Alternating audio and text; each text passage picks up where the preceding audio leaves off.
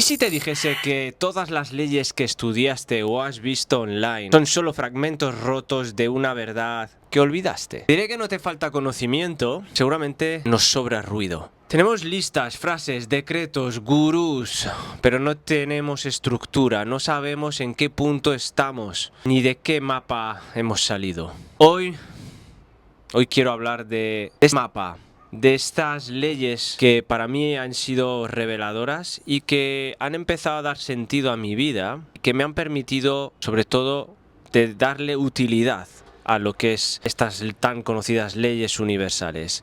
Leer finalmente patrones en todo lo que me rodea. Estoy hablando de geometría del alma, estoy hablando de 3 frecuencias que, si las entiendes, colocan todo en su sitio. 3 notas maestras: la ley del 1, la ley del 3 y la ley del 7. Y todo lo demás son repeticiones vacías. Estas leyes universales que hemos conocido, que son 12 concretamente, el New Age Mainstream ha decidido abusar de ellas de mala manera para hacerse eco, un pequeño eco dentro de nosotros a nivel egoico, y tirar de caprichos para usarlas. Este conocimiento casi sagrado es tan antiguo y se utilizaba de manera muy sabia y muy simbólica para conseguir cosas en el individuo que tenían mucho más que ver que conseguir simples objetos o estatus social. Hoy te quiero hablar de las leyes universales vistas desde el sufismo y vistas desde el eneagrama, ya que sé que parte del público que ve este canal siguen esta herramienta, este símbolo útil, y tiene su lado místico y tiene su lado esotérico y su lado exotérico. Bien, como he dicho, son 3 leyes y esas 3 leyes abarcan prácticamente todo. Están mucho más compactas que las 12 leyes universales que te han vendido hasta ahora, lo cual no va en detrimento de ello, ni estoy intentando ponerlas de lado. Simplemente han sido enseñadas por escuelas distintas, pero que han visto el mismo funcionamiento del universo y de la naturaleza y de la simbiosis que hay de los seres humanos o cualquier ser vivo con el mundo que los ha creado. Entonces hay formas y perspectivas distintas, pero al final lo que quiero decir en este vídeo es que tienen el mismo entendimiento de estas leyes y del funcionamiento. Voy a ir a la práctica, voy a ir a enseñarte directamente qué es lo que enseña el sufismo, y tú solo, si conoces las leyes universales, te darás cuenta de que tienen mucho que ver una con las otras. Lo que pasa es que las sintetizan y los simplifican en cierto modo. Vayamos con la ley del 1. La ley del 1 habla de la unidad del ser, de la totalidad. Empieza diciendo que antes del laberinto había un círculo. El laberinto sería nuestra vida actual. Pero todo esto se va creando poco según va pasando el tiempo. Ese laberinto es tuyo y tú solo lo has creado con tu percepción de la realidad, con los conocimientos que te han dado, la perspectiva de vida y visión que te han dado las personas mayores que tú, familia, amigos, maestros, etc.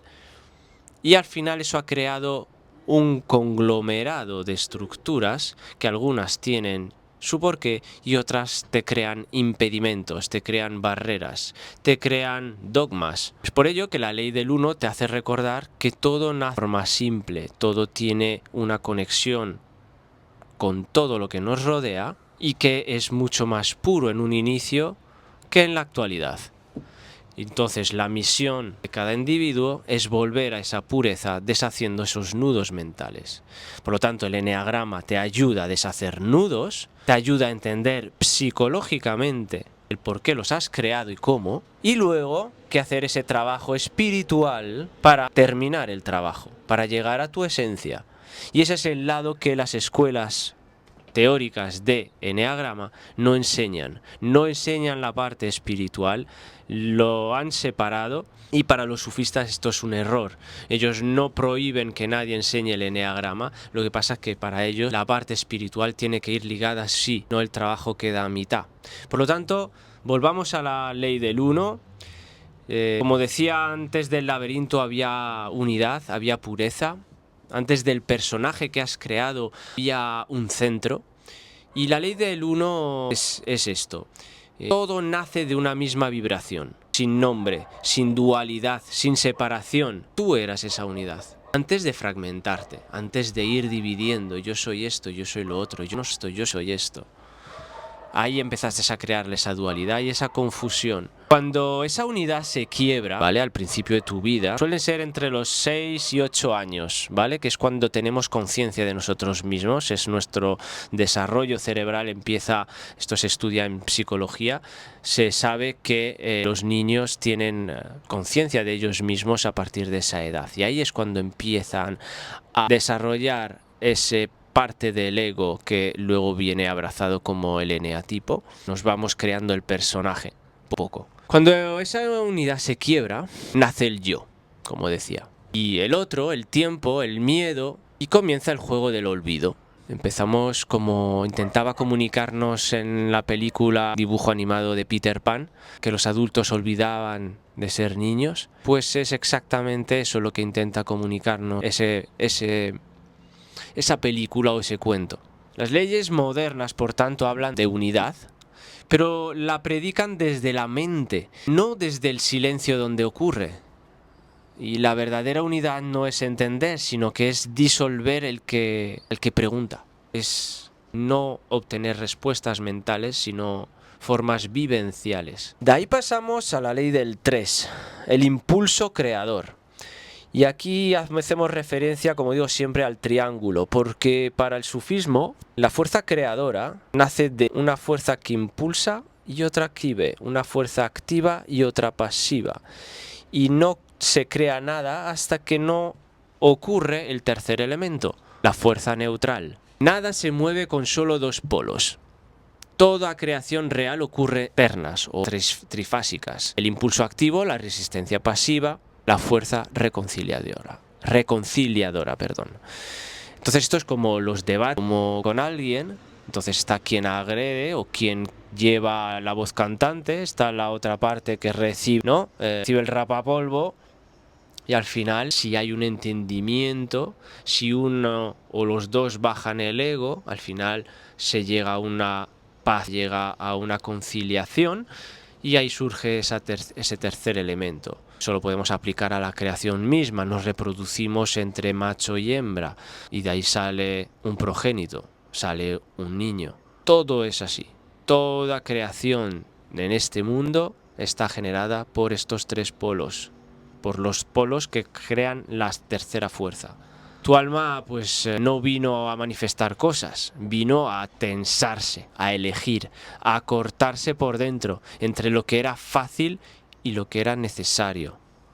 Entonces, cuando entiendes esta ley, es que todo movimiento real, en una relación, en un negocio, en un proceso personal, nace del conflicto justo.